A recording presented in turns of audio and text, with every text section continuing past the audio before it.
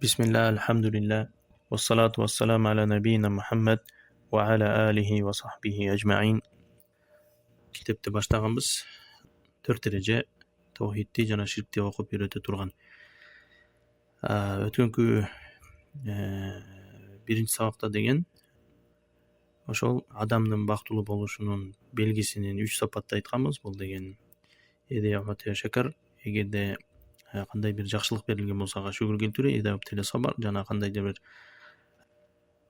сыноолор келген болсо, кыйынчылыктар келген болсо ага сабыр кылуучу. Анан кийин үчүнчүсү ва ида аднабас фастагфар фахия унанус саада деп жана кандайдыр бир күнөө кылган болсо, дароо ага кечирим суроосу. Ушул 3 сапат кимде болгон болсо, ошол бактылуулуктун белгиси дегенбиз. Жана дагы ошондой шейх дагы айткан ушул сөздү. Дагы эле ошол киришүүбүздү улантып, шейхте китепти улантмакчыбыз. Аллах таала баарыбызга жеңил берсин жана ката кетирүүдөн Аллах таала сактасын. Шейх рахимахулла айтат: "И'лам аршадакаллаху ли таатахи" дейт. Билгиниң дейт, Аллах таала сени өзүнө баш ийүү жолуна салсын дейт. Карагыла, шейх илим алуучуга дуа кылып жатат. Шейх өзү илим алуучуга дуа кылып. Аннал ханифиyyata millata Ибрахим анта абдуллаха мухлисан лахуддин дейт. Ал деген эмне дегенде, бул деген ханифия дейт. Ханифия дини дейт. Ханифия деген дини деген бул дегенде Ибрахим алейхиссаламдын дини.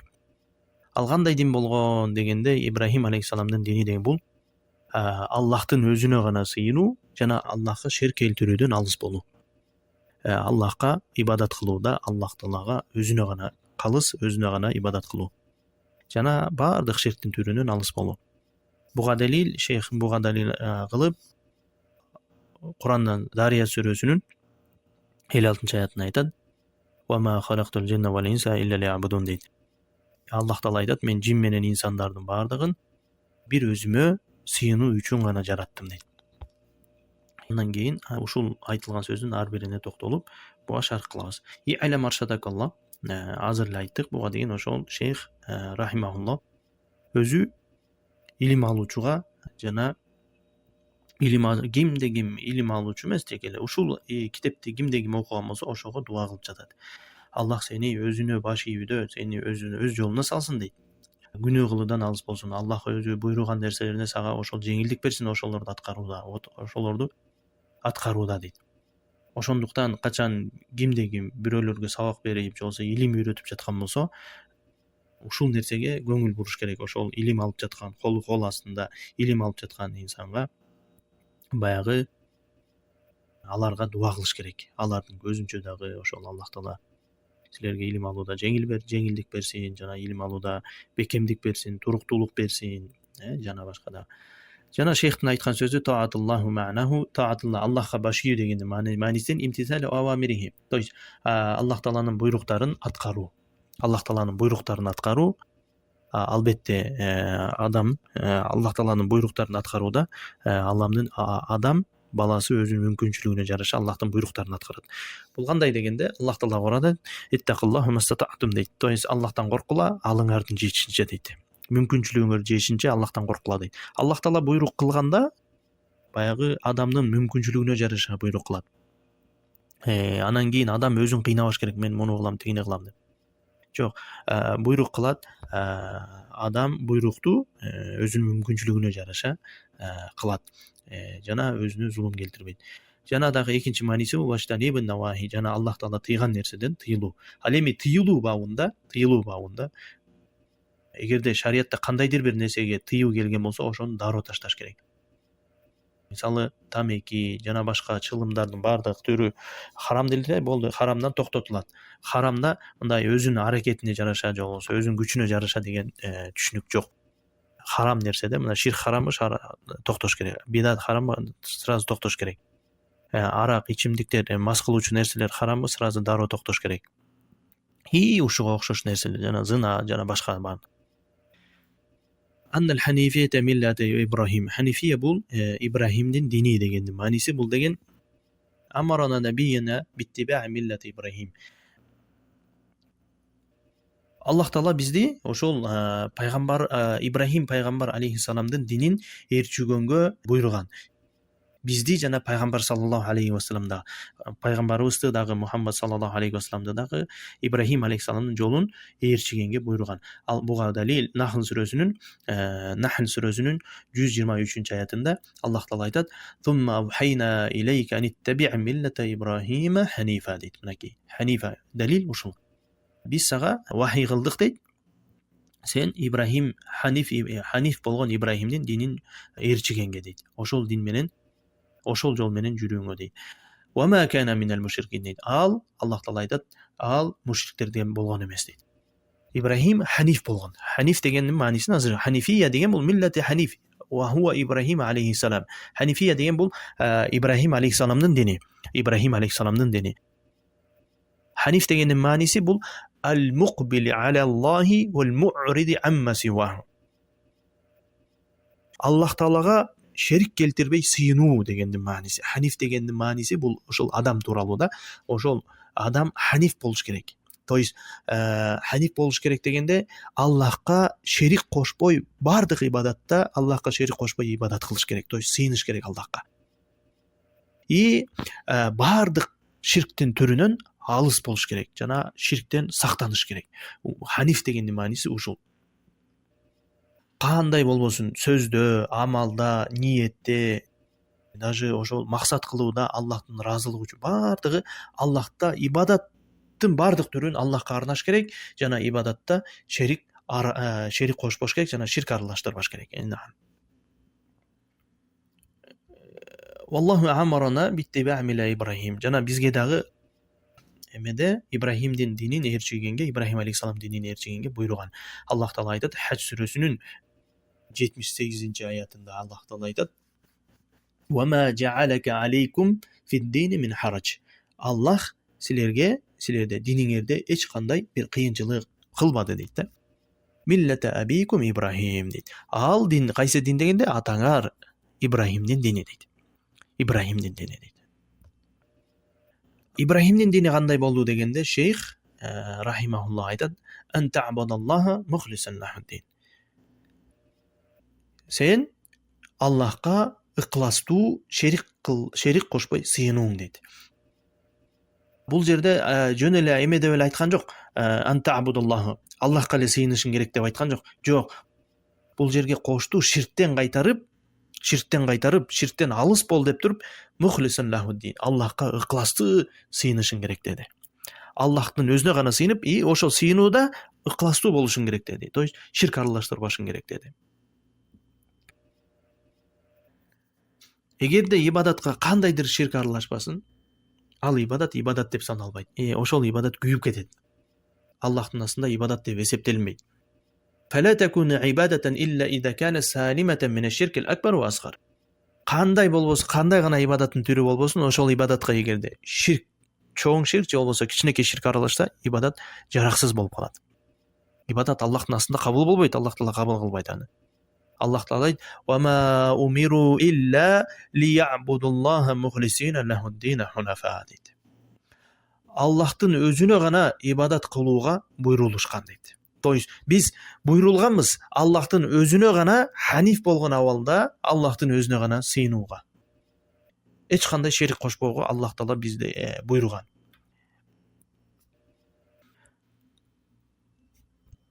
هذه العبادة أمر الله بها جميع الخلق. Аллах таала ушул ибадатта адамдарды эле эмес, бардык махлукаттарга ушундай буйрук кылган, жиндерге дагы. Аллах таала Куранда айтат, Зария сүрөсүндө: "Ва ма халактал джинна вал инса илля лиябудун." Мен жиндер менен инсандарды бир өзүмө ибадат кылыш үчүн гана жараттым, мага сыйыныш үчүн гана жараттым дейт. Бул жерде аяттын аягында ябудун деген сөздүн мааниси юфридуни бил ибада. Ибадат кылууда мени жалгыздагыла, то есть мага гана ибадат кылады деген сөз. Мага гана ибадат кылгыла. Ушул махлукаттардын жаратылышынын бир хикматы Аллахтын өзүнө гана ибадат кылуу. Биздин жаратылуубуздан максат, негизги максат жана даанышмандуулук, хикматтык бул биз Аллахтын өзүнө гана ибадат кылуубуз. Ибадатта эч кандай шерик кошпообуз керек. Эми албетте немелер бар. Аллахтын өзүнө гана ибадат кылгандар бар жана Аллахка ибадатта шерик кошуп ибадат кылгандар да бар. Эми булар албетте Аллахтын буйругуна каршы чыгып туура эмес амал кылгандар. Ибрахим деген ким? Ибрахим деген ким? Ибрахим абул анбия аллази жау мин ба'дахум. Ибрахим өзүнөн кийинки келген пайгамбарлардын атасы. Өзүнөн кийинки келген пайгамбарлардын атасы. Факуллухум мин зурриятихи. Өзүнөн кийинки келген пайгамбарлардын бардыгы Ибрахим алейхиссаламдын зуррияты, балдары. Аллах Таала айтат Куранда: "Ва жаална фи зурриятихи нубуввата вал китаб" дейт. Биз аны дейт, анын балдарын, андан кийин дейт, анын балдарын биз пайгамбарлардан кылдык дейт. Жана анын балдарына дагы китептерди бердик дейт. Ибрахим алейхиссаламдан келгенден кийин бардык пайгамбар Ибрахим алейхиссаламдын зуррияты. Мухаммад саллаллаху алейхи ва саллям Исмаил алейхиссаламдын тукумунан. То есть ошол Ибрахим алейхиссаламдан келген да. Факуллул анбия мин абнаи Ибрахим алейхиссалам. Бардык пайгамбарлар Ибрахим алейхиссаламдан келгенден кийин алар Ибрахим алейхиссаламдын балдары. Аллах Таала ушундай кылып койгон. Бу Ибрахим алейхиссаламга баягы даражасын бийик кылып, ага деген сый көрсөткөн абалда. Жана ошондой эле Аллах Таала Ибрахим алейхиссаламды адамдарга имам кылган, жол башчы, кудва, андан үлгү алуудай кылып Аллах Таала ошондой даражасын көтөргөн. Аллах Таала Куранда айтат Бакара сүрөсүнүн 124-аятында: "Кала инни жаилука линнаси имама". Аллах Таала айтты дейт, чындыгында мен сени жаилука линнаси имама, адамдарга жол башчы кыламын дейт. Имам кыламын, кудва, жол башчы, сени көрүп үлгү ала тургандай кыламын дейт. Нахл сүрөсүнүн 120-аятында Аллах Таала айтат: "Инна Ибрахима кана умма" дейт. Чындыгында дейт, Ибрахим үммөт болгон дейт. Яни имам юктады би, ал деген имам болгон, аны көрүп адамдар ээрчий тургандай кылып Аллах Таала ошондой кылып койгон дейт. Ибрахим алейхиссаламдын дини кандай болгон экен?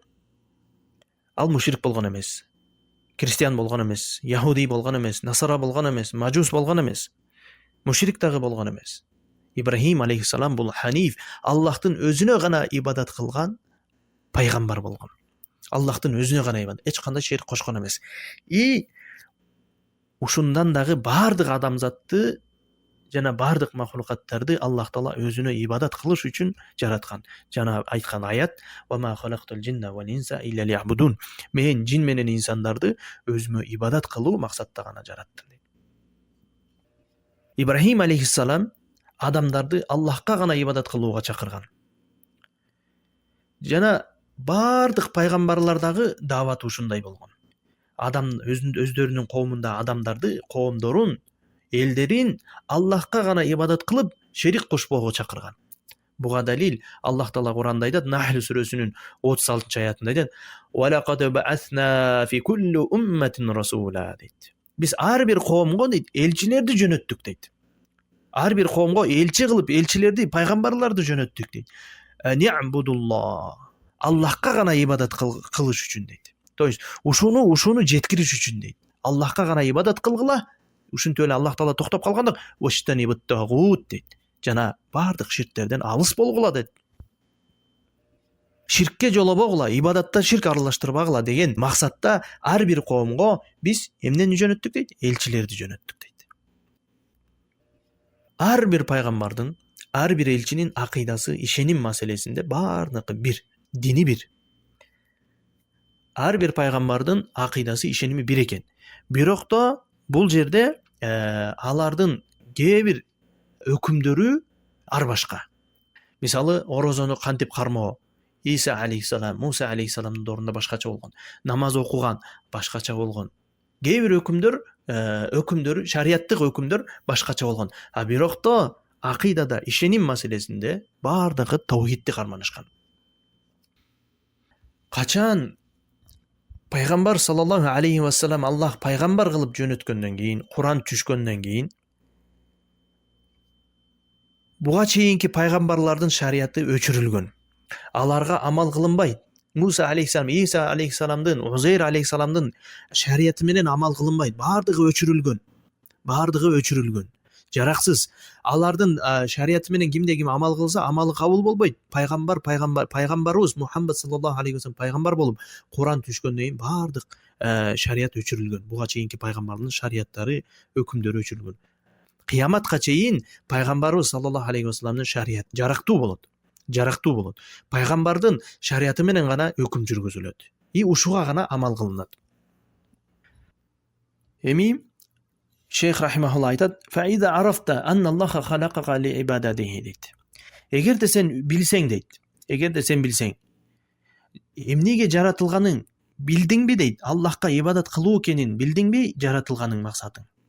Фa'lam anna al-ibadata la tusamma ibadatan illa ma tawhid.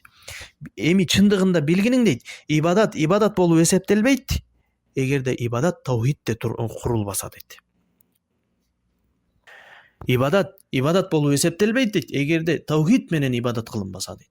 Эгерде ибадатка ширк аралашса, ал ибадат болуп эсептелбейт, өчүп кетет дейт. Камма анна as-салата la tusamma салатан illa bit-tahara. Буга мисал кылып айтат: намаз болуп эсептелбейт дейт, эгерде даратсыз окуса дейт. Дараты жок намаз окуса, намаз болуп эсептелеби? Жок. Кайра намазын окуш керек, дарат алып. Fa idha dakhala ash-shirk fi al-ibada fasadat kal-hadatha idha dakhala fi at-tahara. Даратка хадас, нажасат аралашып кеткенде дарат бузулгандай эле дейт. Ибадатка ширк аралашса, ибадаты жараксыз болуп калат, күйүп кетет дейт. Эми ар бир ушул жерде ар бир сүйлөмдө токтолобуз. Фаида арафта анна Аллаха халакака ли ибадати. Эгер сен билсең дейт, сенин жаратылган максатыңды билсең, жаратылганыңдан максатыңды билсең, Аллахка ибадат кылуу экенин билдиң да, жаратылган максатың. Аллах Таала айткандай: "Ва ма халактал джинна вал инса илля ли'абудун." Биздин жаратылган максат бул Аллах Таалага гана ибадат кылуу. Бардык адамдар, яхуди болсун, христиан болсун, мажус болсун, мушрик болсун, бардыгы буйрук кылынган Аллахка гана ибадат кылууга. Бардыгы. Ушул аяттан биз алабыз, биз жөн эле ойнош үчүн, ичип жеп, жумушка барып келип, ойноп күлүп, ушул максатта жаратылбаган экенибизди ушул аят далилдейт. Биздин максат, биздин жаратылгандан максат бул Аллах Таалага гана ибадат кылуу. Ал эми ушул жашоодогу, ушул дүйнөдөгү көзгө көрүнгөн нерселер, жер, таш, кум, суу, мечиттер, ушул нерселердин бардыгы Аллах Таала бизге баш ийдирип койгон. Жана биз ушулар аркылуу Аллах Таалага ибадат кылышыбыз максатта. Мисалы сууну дарат алабыз, гусул алабыз. Намазыбыз жарактуу болуш үчүн, ибадаттарыбыз жарактуу болуш үчүн. Жана ошондой эле, эгерде суу жок болсо, талаада болсок, суу жок жерде болсок, топуракты колдонобуз. Таяммум алабыз. Мынакей, Аллах Таала ушул нерселерди дагы бизге, адам баласына баш ийдирип койгон. Биз ушулар аркылуу дагы эмне кылабыз? Ушулар аркылуу дагы ибадат кылабыз. Биз буларды жөн эле колдонуп, ичип, жеп, андай-мындай кылып эле жүрө бербес үчүн Аллах Таала ушул нерселерди дагы силер ибадатка колдонгула деген максатта ушуларды дагы бизге баш ийдирип койгон. Биз баягы айбандардай жашабашыбыз керек. Айбандар кандай жашайт? Талага кой бересиң, мисалы, малды талага кой бересиң, жейт, кечке чейин жейт, ичет, чычат, кайра келет, эмне кылат? Кайра келип сарайга киргизет, жатат. Кайра эртең менен ошол туруп кетет. Анан кийин башка нерселерди кылат. Бирок ибадат кылбайт да. Биз ошол малдарга, айбандарга окшошпошубуз керек. Бизде Аллах Таала айбандардан айырмалап бизди эмне кылды? Акыл берди. Биз эми ошол акыл менен айырмалап билишибиз керек. Эмне максатта жаратылганыбызды ойлонушубуз керек. Ушул каун, могул көзгө көрүнгөн тоо таштарды, асман, жер, булуттарды карап биз деген ойлонушубуз керек. Аллахты издешибиз керек. Ушул аалам эмне максатта жаратылды? Адам өзү ойлонуш керек акылы менен. Эгерде адам өзүнүн жаратылганын дене мүчөсүнүн түзүлүшүнө эле ой жүгүртсө, Аллахты табат. Анткени дене мүчөдөгү ар бир кан тамырлар, ар бир жанагы тикандардын түзүлүшү бирөөнүн колунан келбес. Бирөөнүн колунан келбей турган нерсе бул. Аллахтын гана колунан келе турган нерсе.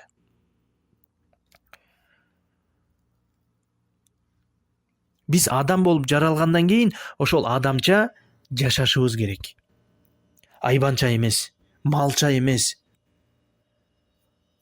Айбандан биз айырмаланып, акыл берилген бизге. Акыл берилгенден кийин Аллах Таала бизди ибадат кылсын деген. Тамак ашты дагы ибадатка колдонобуз. Эгерде тамак аш ичпесек, биз алсыз болуп калабыз, ибадат кыла албай калабыз. Жада калса Аллах Таала ушул отурган нерселерди дагы ибадатка колдонулганга берген. Эгерде туруп окуй албасаң, стол коюп отуруп оку, үзүр жок. Отуруп окуй албасаң, туруп отуруп окуй албасаң, анда жатып оку. Жата турган нерсени берди Аллах Таала. Намаз окубай коюуга эч убакта эч кимдин үзүрү жок. Эгерде кимге жеткен болсо ушул нерсе, үзүр жок вообще. Намаз окубай коюу деген мүмкүн эмес. Бардык жерде окуйт. Сүннөт ибадаттарды, сүннөт жана нафил намаздарды сапарда кетип барып, машинеде кетип барып окуй бер. Автобуста кетип баратасың, намаз окуй бер. Сапарда кетип баратасың, нафил ибадатты кыла бер. Духаны отуруп окуй бер машинеде. Эч кандай үзүр жок. Ибадат бардык жерде. Парс намазды жолго түшүп окудуңбу? Болду, мен сапардам. Жок, кетип баратасың, намазды окуй бер. Просто кетип баратат. Жөн эле уктап кетип барат. Жок, ибадат кыл. Бардык жерде мүмкүндүк бар ибадат кылганга. Аллах Таала жанагы аятта айтканда, Дарият сүрөсүнүн 56-аятында айтканда, "Ва ма халактул джинна вал инса илля лиябудун", мен жиндер менен инсандарды бир өзүмө гана ибадат кылыш үчүн гана жараттым дегенде, Аллах Таала аятты улап мындай дейт: "Ма уриду минхум мин ризқин ва ма уриду ан ют'имун", дейт. Мен силерден ырыскы сурабаймын дейт. Жана дагы мени тамактандырууңарды сурабаймын дейт. Буга акс, то есть мунун тескериси, биз муктажбыз. Ушул нерселерге, ырыскыга, тамакка биз муктажбыз, Аллах муктаж эмес. Гонiyun anil alamin. Аллах Таала бардык аламдан бай. Жана бул дүйнөнүн, жана кыяматтын казынасы Аллахтын колунда.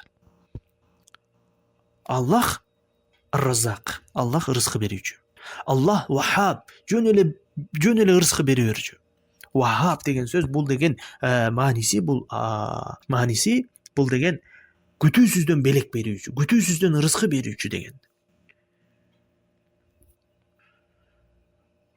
Ибадат кылууга биз муктажбыз. Ушул ибадат Аллахка сыйынууга биз муктажбыз. Аллах эмес. Эгерде биз жер бетинин бардыгы капыр болуп кетсе дагы, Аллахтын казынасынан эч нерсе кемибейт. Жана жер бетинин бардыгы мусулман болуп Аллахка гана ибадат кылып калса дагы, Аллахтын казынасынан эч нерсе кемибейт.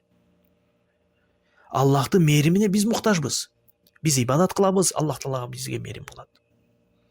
Жер бетинде күнөөлөрдүн жайылышы, бул жер бетинде ар кандай апат, кырсыктардын жайылышы адам баласынын күнөөлөрүнүн себептүү.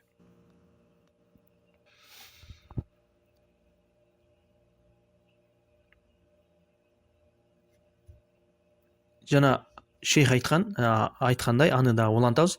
Айтат: "Фa'lam anna al-ibadata la tusamma ibadatan illa ma'a at-tawhid, kama anna as-salata la tusamma salatan illa ma'a at-tahara." Ne deyт? Билгиниң дейт, ибадат болуп эсептелбейт, эгерде ибадатта ширк аралашкан болсо дейт. То есть Аллахка гана ширк аралаштырбай, Аллахка гана ибадат кылышың керек дейт. Эгерде ширк аралашсаң, ибадат болуп эсептелбейт дейт. Ал ибадат күйүп кетет дейт. Анна салата ла тусамма салата илля мат-тахара. Жана дагы намаз болуп эсептелбей, даратсыз намаз болуп эсептелбегенде эле дейт. Ибадат кабыл болуш үчүн ибадатта биз ибадатыбызда Аллах Таала биздин ибадатка ыраазы болуш үчүн, кабыл кылыш үчүн эки шарт керек. Биринчиси бул ошол ибадат халисан ливажихилла. Ошол ибадат Аллахка ыкластын түрүндө, ыклас менен Аллахка гана арналыш керек ошол ибадат. Лайса фиха ширк. Ал ибадатта ширк болбош керек. Эгерде ширк болсо батталат. Эгерде ширк болсо күйүп кетет. Жарабайт. Жок, жалган ал ибадат. Жанагы дарасыз намаз окугандай. Дарасы жок намаз окуса, намаз кабыл болбойт. Кайра намазды окуш керек ал. Бул биринчи шарты. Ыкластуу болуш керек. Биринчи эмеде. Экинчи шарты мутабаату лир-расули саллаллаху алейхи ва саллям. Экинчиси пайгамбарыбыз Мухаммад саллаллаху алейхи ва салламга ээрчүү болуш керек. Ээрчүү кандай дегенде, пайгамбар кандай ибадат кылса, кандай ибадатты кылган болсо, жана ошол ибадатты кандай кылган болсо, ошондой кылыш керек. Пайгамбар намазды кандай окуса, ошондой окуш керек. Пайгамбар орозону кандай кармаса, ошондой кармаш керек. Ошондо ибадаттар кабыл болот. Кандай ибадаттын түрү болбосун, пайгамбар кандай кылса, ошондой кылыш керек. Эгерде жана ихласка ширк аралашса, амал күйүп кетет деп өтүкпү? Экинчисинде эгерде амалда бидат аралашса, ал дагы амал кабыл болбойт. Анткени пайгамбар саллаллаху алейхи ва саллям сахих хадисте айтат: "Мен амила амалан лайса алейхи амруна фахва рад." Кимде ким бизде жок, биздин шариятта жок амалды кылган болсо, ал амалы не дейт? Биз буйрубаган амалды кылган болсо, эмне дейт? Ал амалы кабыл болбойт. Мардудун али, өзүнө кайтарылат. Кабыл болбойт Аллахтын астында. Башка риваятта келет: "Мен ахдата фи амрина хада ма лейса минху фахва рад." Кимде ким биздин шариятка бир жаңылык киргизген болсо, мынакей биринчи риваят кандай келди? Өзү ойлоп табып жөн эле пайгамбар кылбаган ибадатты кылып аткан болсо, ал эмне болот экен? Мардудун али, ал дагы кабыл болбойт экен. Эгерде бир бар ибадатка дагы үстүнө бир нерсе деп кошуп атса, анда ал дагы кабыл болбойт. Аллаху акбар. Динибиз ушундай таза дин. И кыяматка чейин таза болуп сакталат. Мисалы буга кандай дегенде, мисалы багымдат намазын, парз намазы мисалы 2 рекет, туурабы? Ошол 2 рекетке мен Аллахка жакын болом, мен көбүрөөк намаз окуйм багымдатта. Анткени ушул убакта намаз окуган жакшы. Мен көбүрөөк дагы 2 рекет кошом. Парз багымдат намазын 4 рекет кылып окуйм десе. Жок, ал ибадат кабыл болот, бул бидат. Ойлоп тапты. Бар ибадатка үстүнө бир нерсе кошту. Көрдүңөрбү? Ушундай жаман.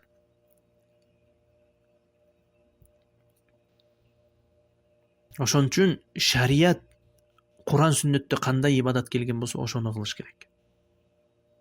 Куран сүннөттө келген жокпу? Токтолуш керек. Анткени сахабалар кылдыбы? Кылыш керек. Анткени сахабалар улар пайгамбардан илим алган инсандар. Афдалул карни дейт. Эң фазилеттүү таза коом пайгамбар саллаллаху алейхи ва саллям айтат, менин коомум дейт. То есть сахабалар дейт. Андан кийинкилер табииндер дейт. Андан кийинки келгендер. Пайгамбар сахабалардан кийин келгендер ким? Табииндер. Дейт. Андан кийинки үчүнчүсү коом табииндерден илим алгандар дейт. Алиттиба би ихсан. Эми ошол жактан баштап эреже келет би ихсан. Ошол инсандарды биз имамдарды ээрчийбиз би ихсанда. То есть ошолорду кандай ээрчисе, биз дагы имамдарды ошондой ээрчийбиз. Анткени эреже бар. Би ихсан, яттаби би ихсан. Жакшылыкта гана ээрчигендерди биз ээрчийбиз. Анткени иттиба табииндерден илим алгандар болгон, адашкандар болгон. Имамдардан илим алгандар болгон, адашкандар болгон. А биз ихсан, жакшылыкта гана ээрчиген, туура ээрчигендерди гана ээрчийбиз. Ошол салафи салихин деген ошол. Ошондуктан ибадатта ушул 2 шарт сакталыш керек.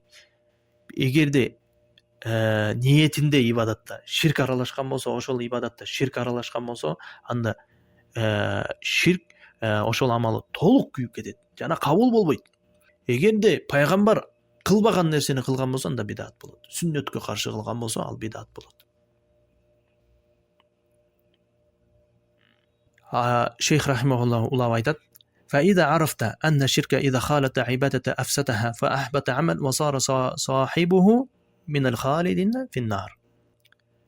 عرفت أن أهم ما عليك معرفة ذلك لعل الله أن يخلص من هذه الشبكة وهي شرك بالله.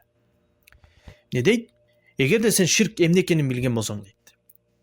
Эгерде ширк ибадатка аралашып кеткен болсо, ибадатты күйгүзүп салат экен. Ибадат жараксыз болуп калат экен. Fa ahbatal amal. Амал күйүп кетет экен, жарабай калат экен. Wasara sahibu min khalidin finnar. И ушул эле эмес, ошол кылган инсан, ширк кылган инсан эмне болот экен?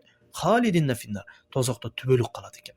Эгерде тобо кылбай өлүп кеткен болсо, тозокто түбөлүк калат экен.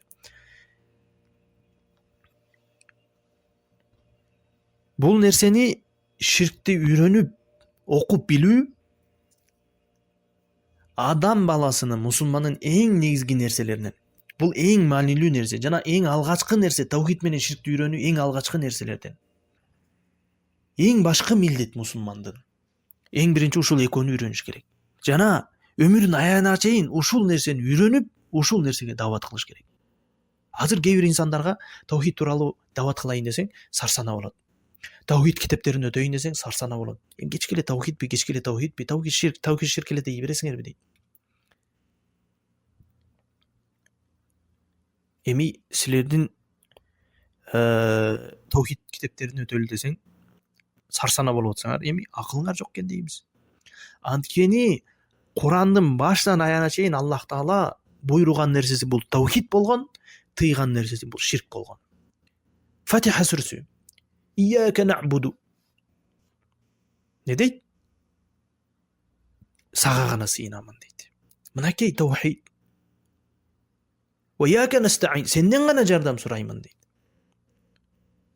Мынакей таухид.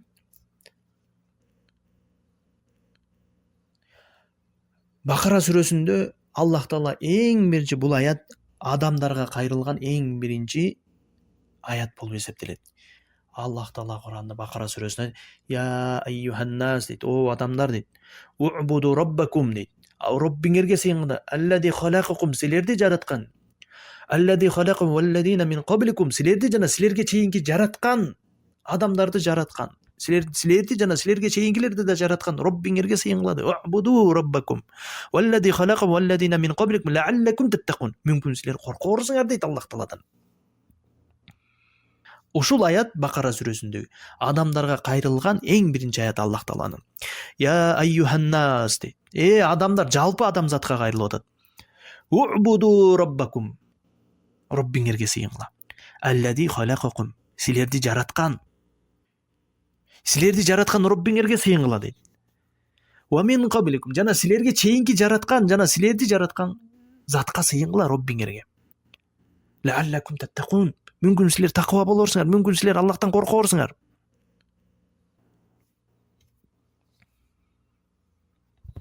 Субханаллах.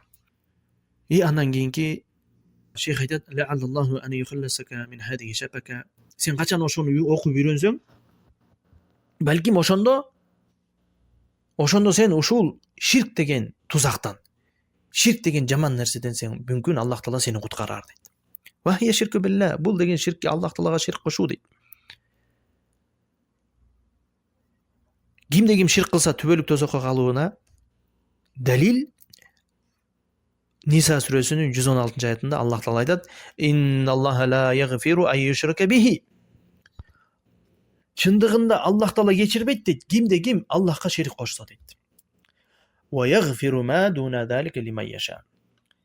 Жана кимге кааласа, кандай башка мындан ширктен башка күнөө кылган болсо, кимге кааласа аны кечирет дейт. Кимге кааласа дейт. وذلك بمعرفة أربع قواعد ذكرها الله تعالى في كتابه. Ne deyt? Sen deyt ушул ширк эмне экенин билиш үчүн дейт, Аллах Таала Куранда эскерип кеткен 4 эрежени билгиниң дейт. 4 эрежени билгиниң дейт. Таухид менен ширкти айырмалап билиш үчүн ушул 4 эрежени билгиниң дейт. Шейх каяктан алыптыр? Өзүнүн оюнан алыптырбы же китептен алыптырбы? Албетте китептен, Курандан алыптыр. Сүннөттөн алыптыр.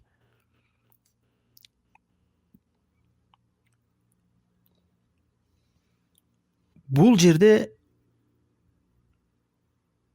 биз буйрулганбыз, адам баласы ушул үммөт толугу менен буйрулган пайгамбарыбызга Мухаммад саллаллаху алейхи вассаламда ээрчүүгө.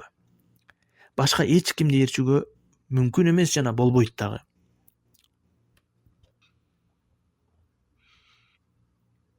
башка бир имамды ээрчисе болот. Эгерде ошол имам эмени ээрчиген болсо, пайгамбардын сүннөтүн кармады, Куран сүннөттү бекем кармаган болсо, фикх маселелеринде, акыйда маселесинде адам изилдениш керек. Эгерде такыр эле айылда бир мал баккан инсан болсо, эми ал инсан аалымдан сурап, студенттен сурап ошол нерсени ээрчи берсе болот. Ал эми окуп билген адам ал колунан келсе изилдениш керек.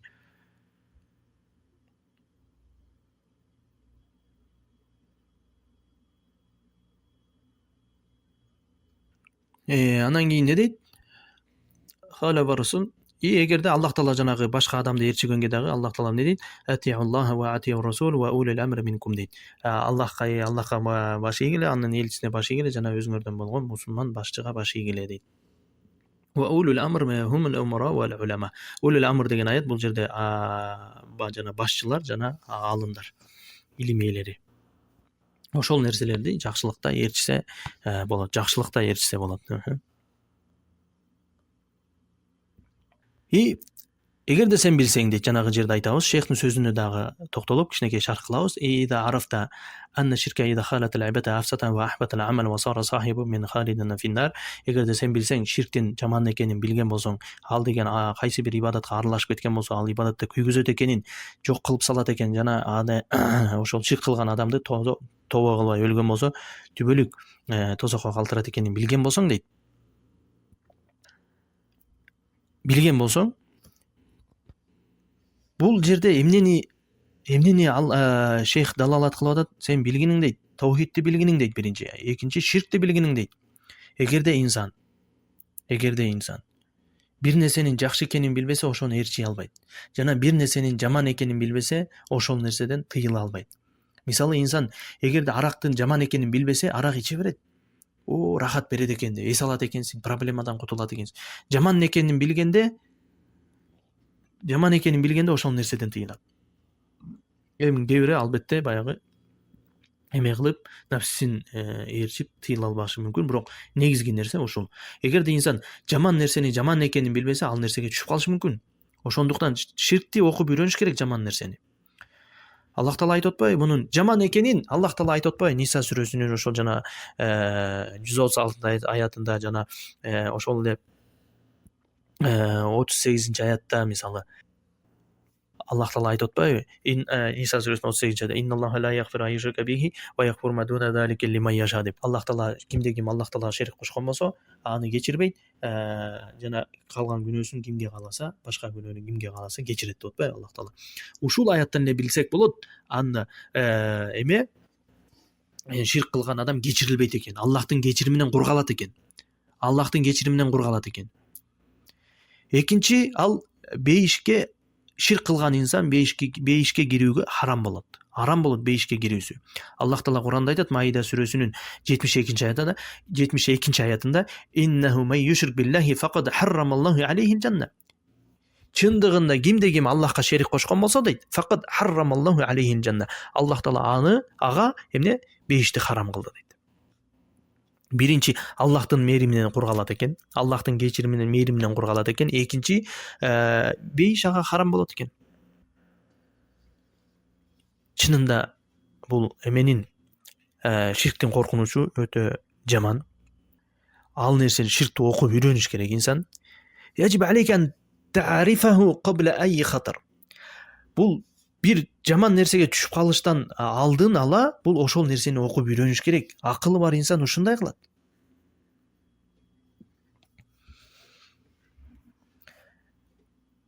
Ушундай заманда жашап атканда баягы инкылабул мафахим түшүнүктөрдүн өзгөрүп калган заманда жашап атканда, мисалы бидат сүннөт болуп эсептелип калган заманда жашап атканда, огош бетер билиш керек. Ширк ибадат деп эсептелип калганда, заманда жашап атканда окуп үйрөнүш керек.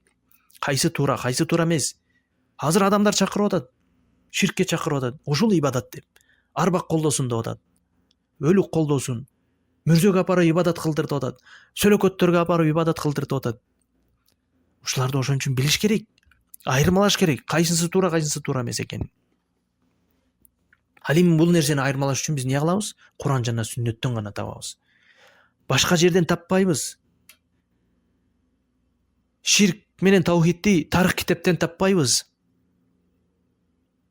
Дин тарых менен акылга курулбайт. Дин Куран жана сүннөткө курулат. Аллах Таала качан Куранда бир нерседен тыйганда, ошол нерсенин жамандыгын баяндаган.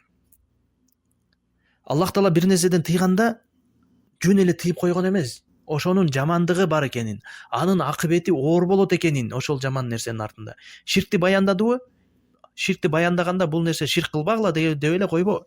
Деп эле койгон жок да.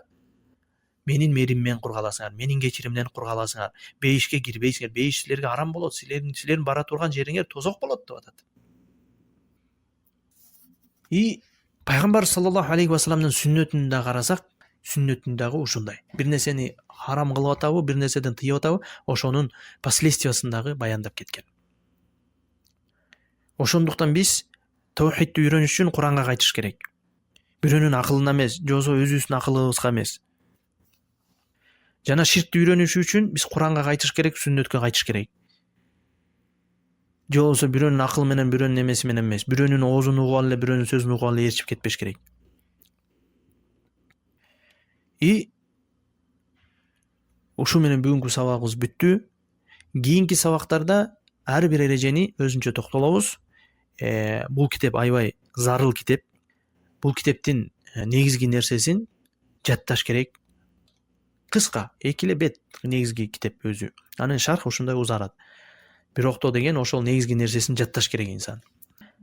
Ошондуктан Аллах Таала баарыбызга туура динди көрсөткөн болсун, туура динде жашаткан болсун, туура динге амал кылдырткан болсун. Жана ошондой эле адашкандардан жана адашуудан Аллах Таала сактасын. Аллах Таала баарыбызды ширктен сактасын. Ширк деген балейден Аллах Таала бизди сактасын. Жана адаштыруучулардан Аллах Таала бизди сактасын. Аллах Таала бизди акыйкатта акыйкат деп көрсөтсүн. Жана ошол акыйкатка амал кылуучулардан кылсын.